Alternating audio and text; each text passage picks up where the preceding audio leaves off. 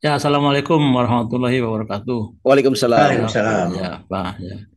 Ya, Pak Didit, Pak Antoni, dan teman-teman semua yang hadir dalam Zoom kita pada ya, siang hari ini. Jadi saya ingin mulai dari eh, ekonomi dulu ya. Eh, bahwa seperti kita diskusikan minggu lalu, sebenarnya kan sekarang ini perekonomian kita itu menuju ke arah eh, pelemahan gitu ya. Penurunan aktivitas ekonomi ya kan ditandai saya kira dengan adanya apa berbagai inilah keluhan ya kan masyarakat terutama para pedagang yang bergerak di sektor retail ya kan, dan kemudian juga kita juga melihat sebenarnya sekarang ini kita mengalami apa namanya nih perlambatan lah ya, atau stagnasi dalam daya beli ya, walaupun eh, masih dalam apa pada triwulan kedua itu ekonomi itu masih tumbuh gitu, tapi saya kira pada triwulan ketiga dan keempat itu akan mengalami pelemahan gitu. Nah, kemudian juga kita melihat dalam perspektif yang lebih apa lebih panjang lagi, katakanlah tahun 2000 apa semester kedua tahun 2023 dan 2024 ini pertumbuhan atau perekonomian global kita ini kan uh, akan ditentukan ya oleh dua faktor atau dua variabel utama itu. Yang pertama itu adalah kebijakan moneter yang diambil oleh negara-negara ini apa besar gitu ya, ekonomi seperti Amerika, kemudian apa namanya nih Cina dan Eropa gitu ya kan. Nah, kalau kita lihat kan eh, kebijakan moneter negara-negara tersebut itu sampai sekarang ini masih ingin memelihara satu tingkat bunga yang cukup tinggi gitu kan, karena adanya ancaman inflasi yang masih terus membayangi gitu. Nah, kalau kita lihat negara-negara Amerika itu uh, akan terus melakukan ini koreksi kebijakan moneternya itu ya dengan tingkat suku bunga yang tinggi itu. Nah, ini ya saya kira akan berdampak pada aktivitas ekonomi di sektor realnya ya kan. Dan juga berdampak meluas kepada ekonomi dunia ya kan. Di negara-negara Eropa juga kan masih seperti itu ya kan, dan Cina di sisi lain kita masih menyaksikan bahwa sekarang ini recovery-nya itu masih jauh di bawah ekspektasi. Jadi Cina juga akan memasuki era pertumbuhan ekonomi yang rendah begitu ya dalam beberapa tahun mendatang ini. Nah, jadi saya kira dengan keadaan ekonomi yang akan seperti apa akan terjadi seperti itu, dampaknya terhadap ekonomi kita terutama dari sisi ekspor ya kan, itu juga akan mengalami koreksi saya kira ya. Nah, ini kalau kita lihat surplus perdagangan kita ya, itu kan semakin masih positif, tapi trennya itu terus menurun gitu. Nah, saya kira memang kan ini harusnya di apa namanya diantisipasi ya kan, bahwa memang ini akan merupakan fenomena yang akan terjadi dalam tahun-tahun mendatang ini. Nah, di sisi lain kita juga melihat bahwa andalan ekspor kita ya, terutama komoditas yang berbasis sumber daya alam itu, kecuali mungkin batu bara dan nikel, itu sekarang juga mengalami uh, penurunan ya kan secara bertahap dibandingkan dengan tahun-tahun yang lalu, di mana kemudian itu menimbulkan surplus selama mungkin 40 bulanan ya gitu terakhir ini gitu. Dan kemudian saya kira dengan tingkat suku bunga yang tinggi eh, ini juga akan mendorong apa lebih lanjut penurunan daripada harga komoditas tersebut ya kan, karena para pasar keuangan tentunya akan memilih untuk uh, me, apa namanya menyimpan atau memasuki pasar obligasi di negara-negara Amerika dan seterusnya itu. Dan kemudian pasar komoditas itu karena ada penurunan harga ya apa namanya itu kemudian akan ditinggalkan. Jadi harga-harga komoditas itu juga akan semakin tertekan gitu. Nah, saya kira kita kan mengetahui bahwa dari faktor eksternal seperti itu ini juga sudah mulai terasa dampaknya, misalnya dari sisi tadi ekspor yang semakin menurun ya surplusnya, kemudian dari sisi cadangan devisa semakin tergerus ya kan. Nah ini saya kira akan menyisakan suatu persoalan yang cukup berat yang kita akan hadapi di tahun 2023-2024 ini. Nah, sampai sejauh mana misalnya dampaknya kepada ekonomi nasional ya dalam negeri itu sangat tergantung kepada daya beli masyarakat kita ya. Nah, kalau misalnya kita lihat daya beli masyarakat kita ini sekarang ini kan terus terang aja dengan kenaikan harga barang kebutuhan pokok terutama beras, kemudian juga ada apa namanya El Nino, kekeringan di mana-mana ya kan. Kemudian juga ada kenaikan harga bensin, walaupun yang bensin yang tidak subsidi itu kan semakin membebani ya, memberatkan kehidupan masyarakat pada umumnya. Nah, di tengah suasana yang seharusnya menjadi perhatian masyarakat atau perhatian apa pemerintah ya untuk bisa menangani persoalan ini dengan lebih baik lagi ya kan.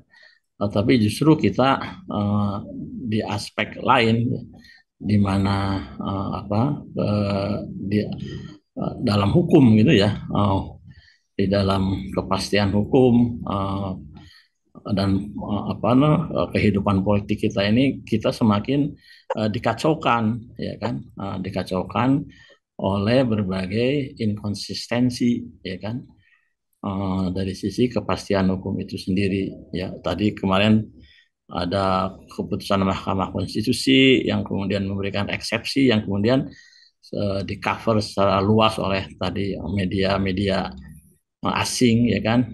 Kemudian juga ada kasus di KPK dan seterusnya itu.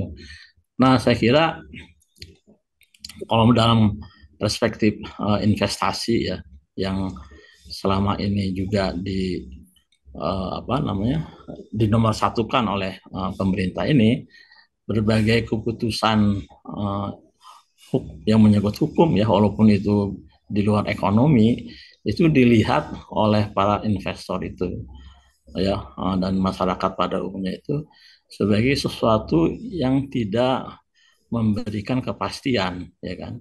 Kalau misalnya sesuatu yang sangat mendasar gitu menyangkut masalah apa pencalonan seorang presiden ya kemudian dimanipulasi ya oleh MK ya, apalagi ya kira regulasi hukum eh, apa namanya yang menyangkut aspek lainnya ya, saya kira akan sangat gampang dilakukan eh, apa namanya keputusan-keputusan yang tidak memiliki dasar hukum ataupun apa namanya argumen yang kuat gitu ya.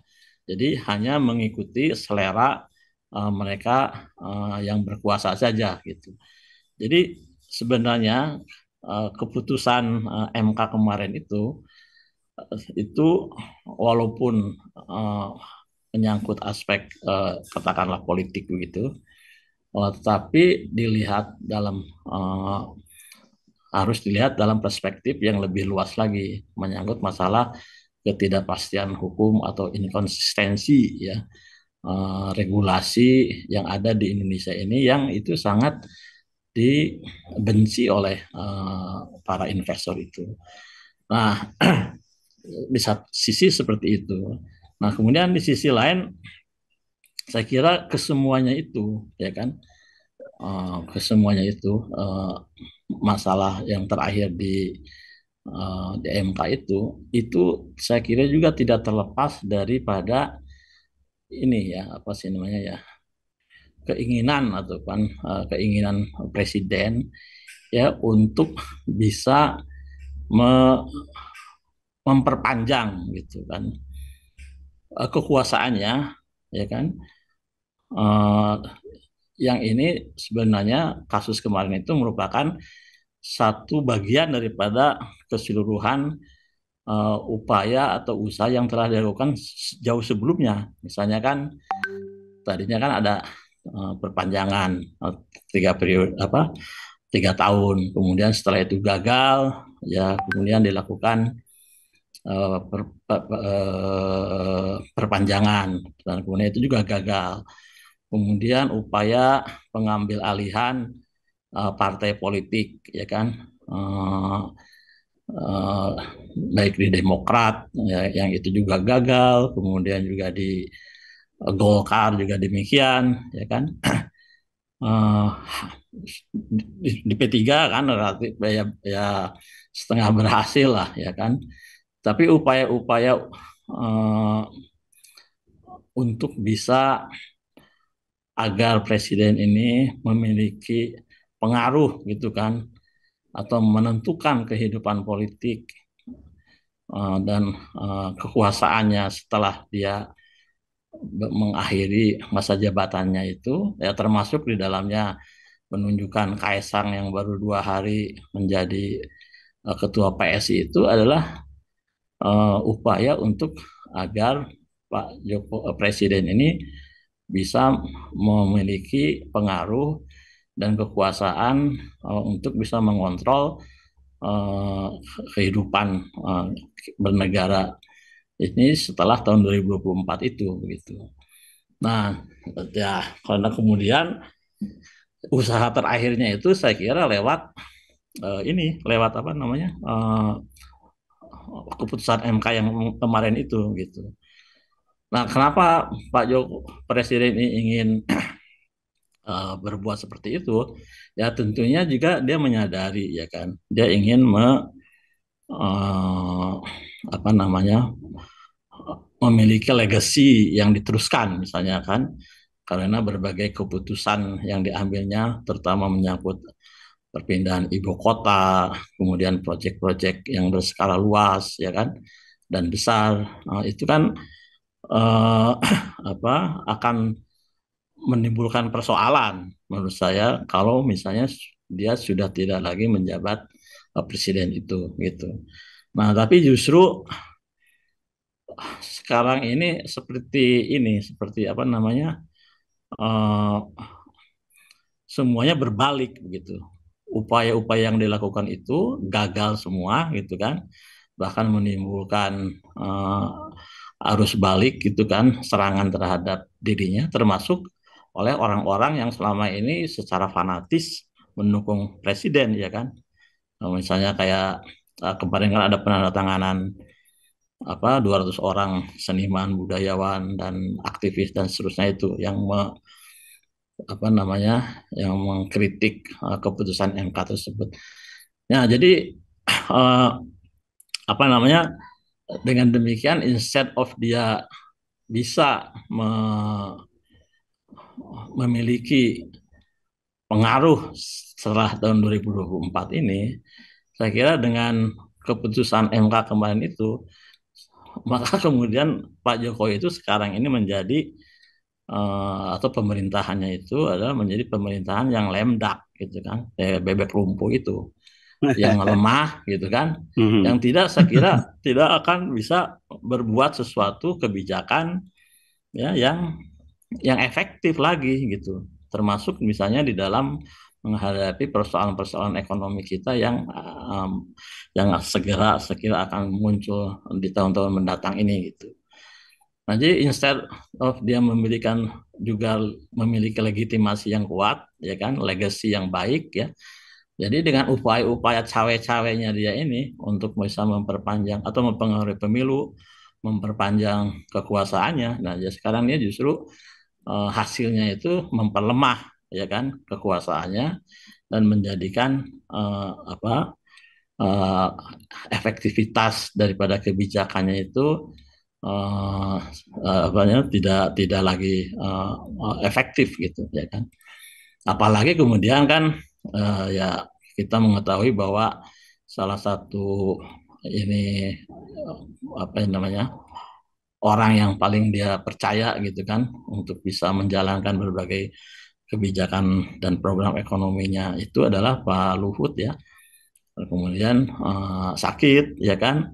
Ya walaupun ya kita tetap doakan agar beliau cepat sembuh supaya bisa membantu Pak Jokowi lagi gitu kan. Tapi saya kira dengan absennya beliau pun ini juga berpengaruh saya kira terhadap manajemen pemerintahan gitu kan dan pelaksanaan program-program yang yang sekarang apa namanya dijalankan ini gitu. Nah, oleh karena itu bagi saya kan